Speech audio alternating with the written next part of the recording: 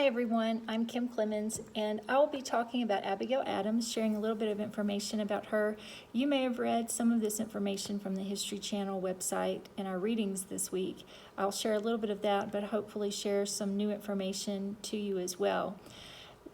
Abigail Adams is most remembered for being the wife and mother of two of our U.S. presidents, but another area that she really stands out is that for her day and time, to speak out about women's rights and the abolition of slavery was just unheard of. She was from a very prestigious family. Her father had been a minister, and her mother was from a well-to-do family also, and her grandfather had served many, many years in the Massachusetts government. It was the influence of her grandfather that helped develop her strong political views and her spunk for talking about those issues with others. It was through the libraries of her father as a minister and her grandfather that she became a very educated woman, which was, again, unusual for the day. But to give you an example of her love for learning, she even read so that she could teach herself French. And it was this love for learning that helped draw her and John together. They met when she was 17, but her parents made them wait 2 years, and they were married when she was 19, and he begins his illustrious political career. While he is away, often serving the country, she struggled. She had a hard time being alone. She loved him desperately and wanted to be with him, but she saw it as part of her patriotic duty to be that supportive wife, encourage him to go serve the country and do what he could do. And she took care of things there at home, on the farm, in the business.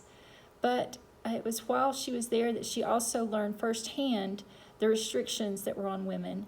And this is one of the things that the National Park Service remembers her for in the Women's Rights Museum.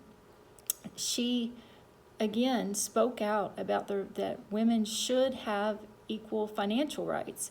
While she was dealing with business and John was away, she had to make any kind of transactions in his name.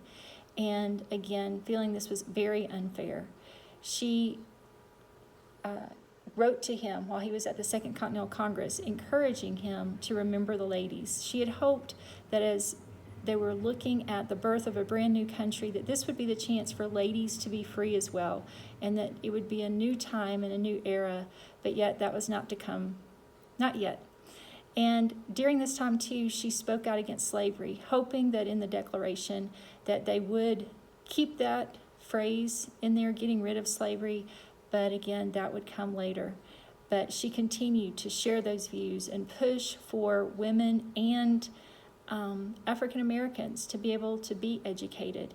And she made sure that her servants in her home were educated, doing all she could for them. And then when John becomes the first U.S. minister to France after the war, she goes to France with him for a few of those years and learns about culture there.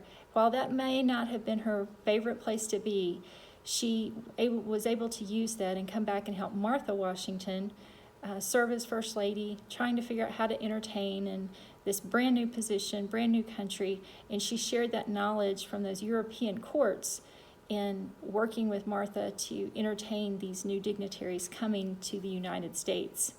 As First Lady, she, again, didn't necessarily want to be in the spotlight. She preferred to be at home, and she was sickly at times. But during this time, John became very lonely, struggled, not sure who he could trust. And in those famous letters, he calls to her, asking her to come. And she did, ready to be with her husband and serve her country at the same time. When it was time for re-election, that did not work out, but she was not sad about that. She was ready to go home. But also just a few days before the election, they lost their son Charles to alcoholism. Even after she went home, ready for that quiet life, she continued to try to speak out about slavery. And even there's recorded documentation of her talks with Martha Washington as Martha Washington was trying to figure out what to do for those slaves on their plantation, as she could no longer afford to keep them and provide for them. Abigail Adams encouraged everyone to get rid of this evil in this country. As She faces her death due to typhoid fever.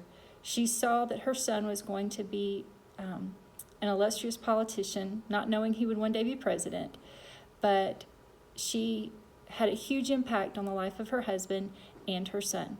Thank you.